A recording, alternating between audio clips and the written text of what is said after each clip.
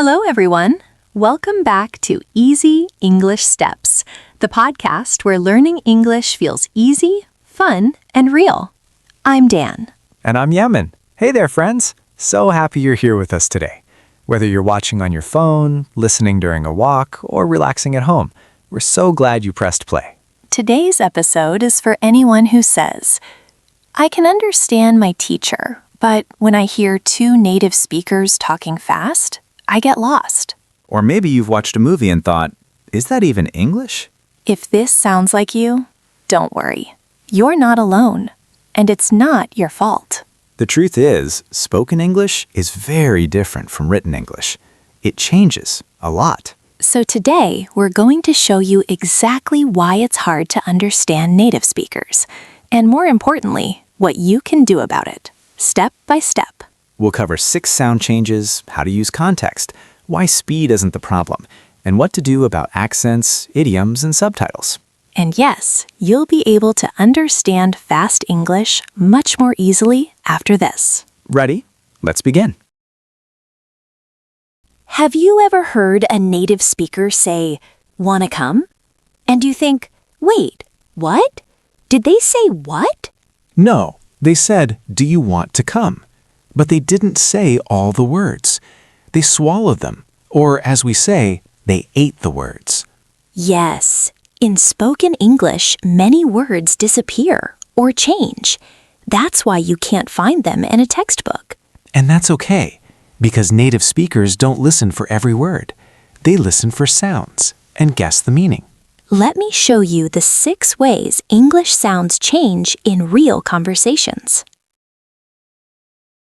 Instead of saying, I am, we say, I'm. Instead of do not, we say, don't. It is becomes it's. Example, it is a good idea sounds like it's a good idea. This is the first thing you need to learn. Listen for the short forms, not the long ones. In English, words often flow into each other, like music. For example, a good idea sounds like a good idea. The A and good link together. Try it. A good idea. A good idea. Feel how smooth it is? Practice linking. It helps you hear the rhythm of real speech. Change number 3. Dropping words. Sometimes whole words disappear. For example, I don't like that. Often sounds like, don't like that. Or, is that a good idea? Stat a good idea? The is gets cut. So don't panic if you miss a word. Focus on the key parts. Change number 4. Weak forms. How small words lose strength. Words like to, for, can have 2 versions, strong and weak. In slow speech, I go to school. In fast speech, I go to school. That little t is the weak form. Same with for me, and can, I can swim, I can swim. Your ear needs to get used to these soft sounds. Sometimes even letters inside words vanish. For example, next week sounds like next week. The T is gone. I must go sounds like I must go. The T disappears. I don't know sometimes sounds like I dunno. Even the don't changes completely. These are natural changes, not mistakes. This is one of the trickiest but common changes. When 2 words meet, the last sound of the first word can change to match the next. Example, that friend sounds like that friend. The T becomes an F because the next word starts with F. That book, that book. That pen, that pen. It's not wrong, it's just how English flows naturally. Now let's hear a real conversation using all these changes. Imagine 2 friends talking.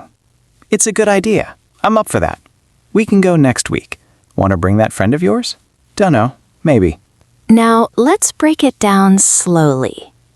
It's a good idea, not it is a good idea. I'm up for that. No contractions missing. We can go next week. Next loses the t. Wanna bring? Want to. Wanna. Dunno. Don't know. Dunno. Now listen again, faster. It's a good idea. I'm up for that. We can go next week. Want to bring that friend of yours? Don't know. Maybe. Hear the difference? That's real English. Tip number 1. Listen for sounds, not just words. Stop trying to hear every single word. Focus on the key sounds and stressed words. The stressed words carry the meaning. For example, I don't know. The stress is on no. Even if you miss the small words, you'll still get the message. Tip number 2. Use context to help you. Context is your best friend. If someone says, "Wanna come?" while smiling and holding a ticket, you know they're inviting you, not asking if you want something. So watch the situation. Use the setting, body language, and topic to guess the meaning. Tip number 3. Get used to different accents. Not all English sounds the same. In London, people say bath with a long ah. In Manchester, bath with a short ah. In Scotland, go sounds like gow. In America, hot sounds like hot. But don't worry, you don't need to speak with any accent. Just practice understanding them. How? Watch movies, TV shows, and videos from different places. Netflix is your best teacher. Tip number 4. Understand the hidden meaning. Pragmatics. Sometimes people mean something different than what they say. For example, "Oh, it's cold in here," might really mean, "Please close the window." Or, that's interesting. A British person might say that to mean, I didn't like it. While an American might say, "It was amazing." Pay attention to tone, situation, and culture. The real meaning is often between the lines. Tip number 5. Learn idioms and slang naturally. Idioms are phrases that don't make sense literally. He spilled the beans. He told a secret. She let the cat out of the bag. Same meaning. He lost his rag. He got angry. I lost my temper. Same thing, different words. You don't need to memorize hundreds. Just pick them up over time, from shows, conversations, and videos. Tip number 6. Turn off the subtitles. Seriously. Here's a bold tip. Turn off the subtitles when you want to improve your listening. Why? Because subtitles show written English, not spoken. You see, it is a good idea. But you hear, it's a good idea. Subtitles train your eyes, not your ears. So if you want to hear better, turn them off. Use them only to check, not to follow. Final truth.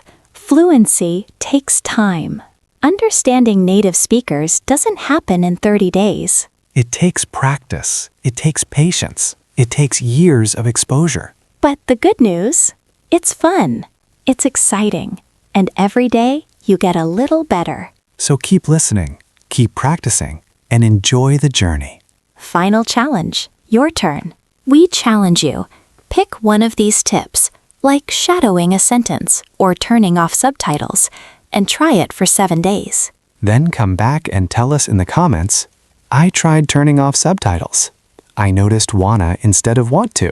We read every comment and reply to many. Because your progress matters, and we're here to help.